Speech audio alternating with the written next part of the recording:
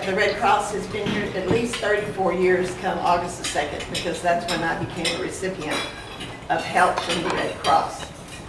On August the 2nd, 1979, we were in a pretty severe drought in the hill country, probably even a little worse than we are right now. My mother and I had adjoining properties on Verde Creek in Center Point. We both had large double-wide mobile homes. And, maybe 100 yards separated our houses. And we were what we thought we considered out of the floodplain for Verde Creek. Plus, Verde Creek was dry down in front of our places. Well, we went to Dallas on a trip, and in my house, it was me, my 2 children, and a nephew who was living with me that summer working at the hospital. He was a medical student. My mother lived next door. She was raising 2 of my nieces, and another niece was visiting. And so we got back.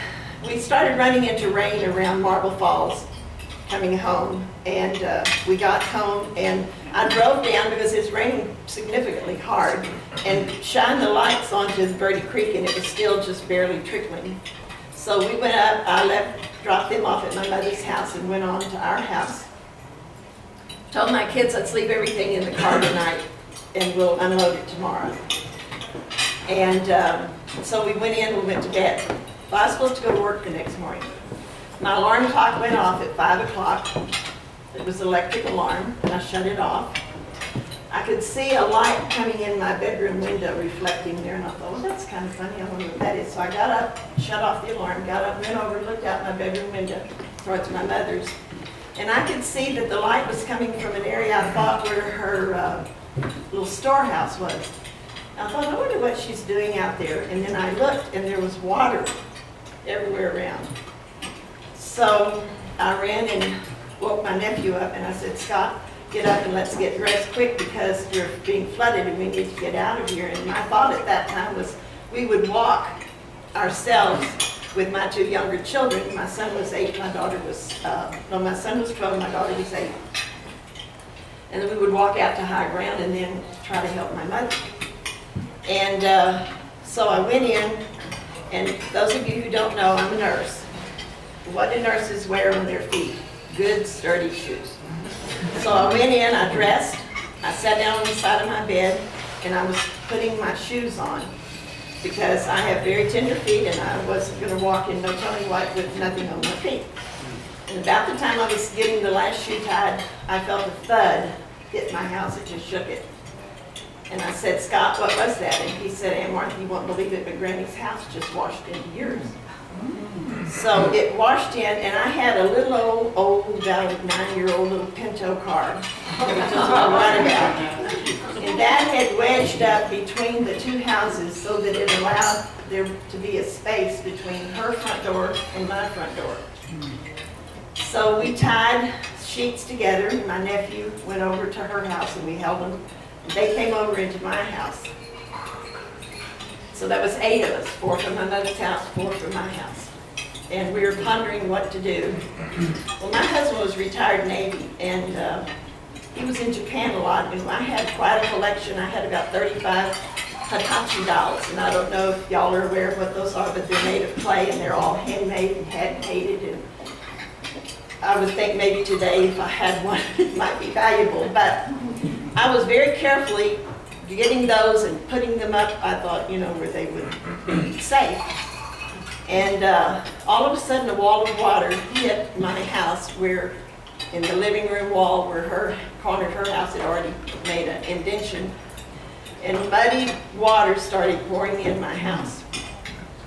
Well, my thought was, well, this is it, And I had in the den, a leather couch that had bolster pillows. I gave one of those pillows to my son and one to a niece and said, hang on to these, they'll float. I grabbed my daughter and I told her to hang on around my neck and do not turn loose for anything. And I thought that our house it was a double-wide home, so I thought it would separate in the middle, but it didn't. That pressure of that lifted the whole roof off, and we were shot out through that hole. My nephew, my mother's 65th birthday was the next day on August 3rd. And my nephew, you were just in this boiling muddy water, just being swept along. And he said my mother just bobbed up in front of him, and he reached and grabbed her by the hair of her head and pulled her to him. They climbed a pecan tree. My daughter and I, everything that would come along that I could think would be sturdy enough, I'd grab a hold of. Finally, I grabbed a hold of a limb of a tree, and we were able to climb up that tree. It's hard to believe, but 8 of us washed into the water, and all 8 of us survived.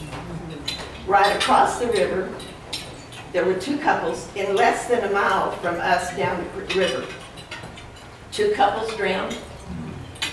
A couple who had moved there with 3 children, and he had taken one of the older boy back to Amarillo to get another load of things to come back, and she was left there with the 2 children. Both of those 2 children drowned. And then right down from them was a couple who had a little 8-month-old girl. The woman was afraid she was going to drop the little girl, so she was handing her to the husband. Something came along, hit his arm, and they dropped the little girl, and she drowned. So that was just within a real close proximity of where I live. And you think you've lost everything, and then when you realize that nothing material matters because all of your lives are saved. My mother said that you might have gone into the water and into the trees as a non-believer, but there was no way she could think that you would come out a non-believer after surviving. Well, it was around noonish, I guess, that we were hearing people walking along the banks. The rain had mostly stopped, and the water was beginning to recede very slowly.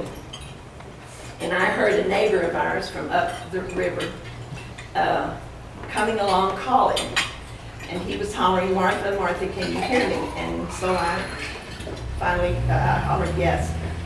And he says, "We're going to come out and get you." And I said, and by this time I knew that my mother and my nephew were okay. A niece was in a tree close to me. My nephew and my mother knew another niece was there close to her. I had my daughter, but I still didn't know where my son or another niece were. And I said, "No, that's okay. I'll stay here until all the water goes down, and then I'll come." I had a horror of dropping back into that water. So he said, "No, I'm going to come out and get you. And you're going to come with me because Tim is down the river in a tree, and he thinks we're lying to him, telling him that you're okay." And he said, "You've got to get out and come down there for us to be able to get him out." And he says, and he's there with your niece, Ginger. So that's the first time I cried, was when I knew we were all 8 physically okay. So they rescued us, and they took us out, and they took us up to their house, and we put on an assortment of clothes that were, some fit, some didn't fit. We just, got in dry clothes. I wouldn't leave my shoes though, and I kept my shoes on. And then I had a friend that lived over on the north side of Center Point. And I just picked up their phone, and it had a dial tone. So I tried to call the hospital, couldn't get through. So I tried, and I called Von Pelzel, and she said right away, "Well, I guess you washed away." And I started crying again. "Yes, everything's gone." And I said, "What about y'all?" And she said, "We lost some fencing, and that's it." Now, Vaughn was pregnant. Her little girl was born August the 17th. So that's how far along she was. And she said, "I will get in Donnie's carry-all, a big 4-wheel drive thing, and I'll come through Kerrville and through Camp Verde, and I'll come around, and you and Scott walk out and meet me, and I'll take Scott into San Antonio." So that's what she did. Well, he was a medical student, and so he knew enough of the lingo that when they got to bridges that the highway department said weren't safe and couldn't cross, he'd say, "This woman here, I'm her doctor, and I'm trying to get her in, she's doing it." Vaughn would, "Oh," and let her go.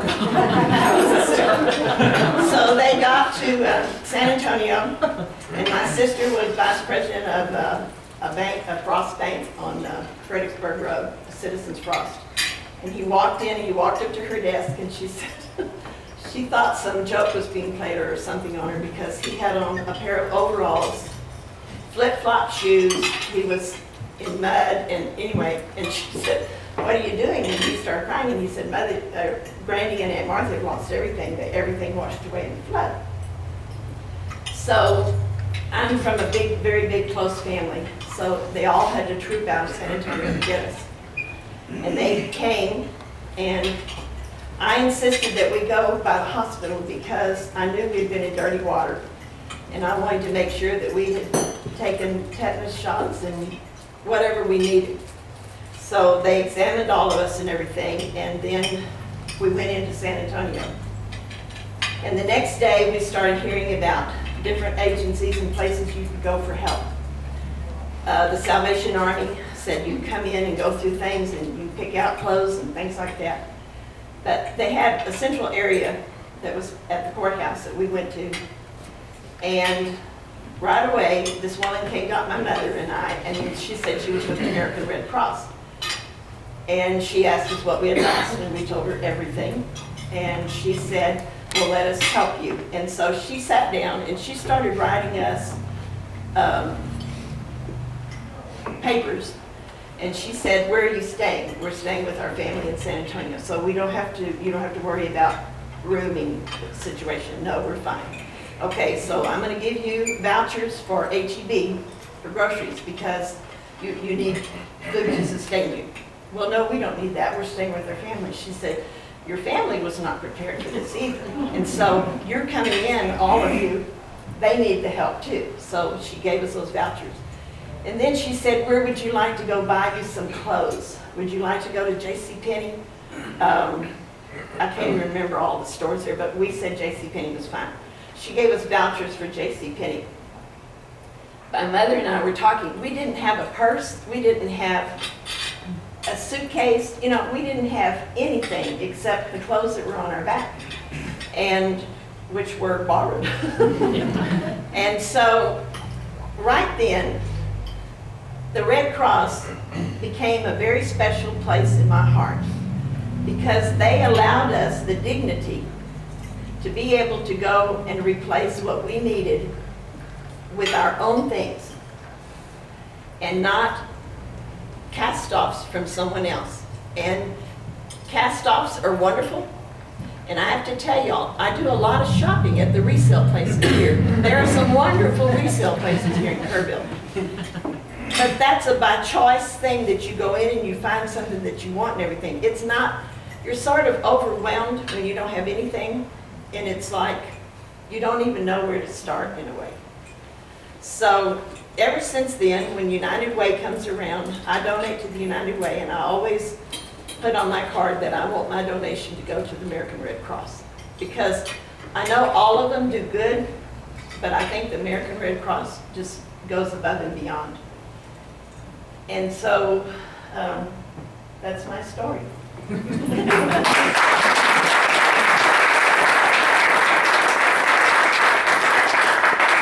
Martha spoke at our annual meeting. Afterwards, she told me, you have no idea how hard this is for me. So I was almost hesitant to call her and ask her to speak again. But it's almost the anniversary. Yeah, and I am so thankful to her and the message that she can share, because I think sometimes we forget how long we've been around and how long we've been doing good.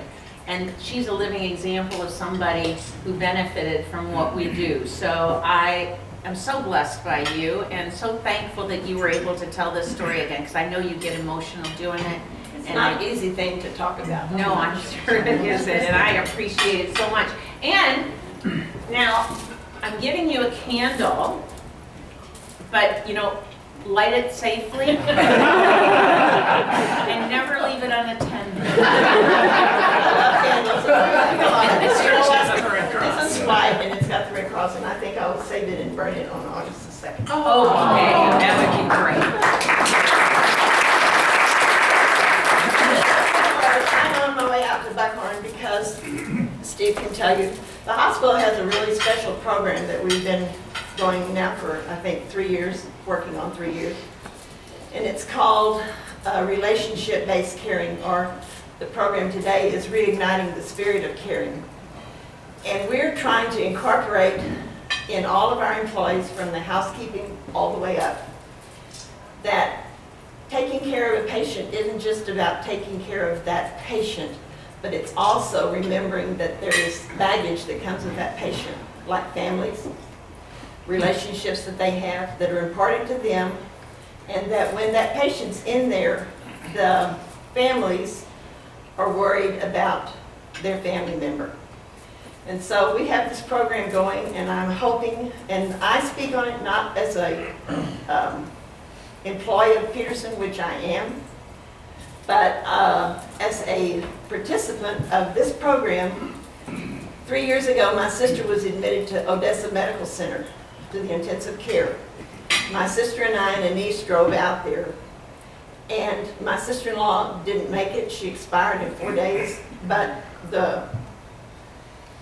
the experience that we had at that hospital was such a beautiful experience with all of the people that worked there, and I had no idea that that's what their program was called, that it made a huge impression on me. And when I came back, Kaylee Dressler, our director of nurses, called me in and asked me, she said, could you tell me about what you experienced there? And I told her, and she told me we're starting that program here. And I'm hoping that if any of you have previously been a patient in the hospital and weren't pleased, that if you ever have occasion to go again, that you'll see that we're making, I think, great strides in relationship-based caring, that we do consider everybody and when we take care of our patients. Okay, so that's why I'm here. All right, so if you haven't finished eating, or if you want more, there's more. We're going to start in about 7 to 8 minutes, something around there. There is dessert. I love coming to Rails because they make us Red Cross cupcakes, and they're back there. And they are so good. From previous experience, I know this. So we're going to mingle a little bit for about 5 or 7 more minutes, and then we will talk again. Thank you.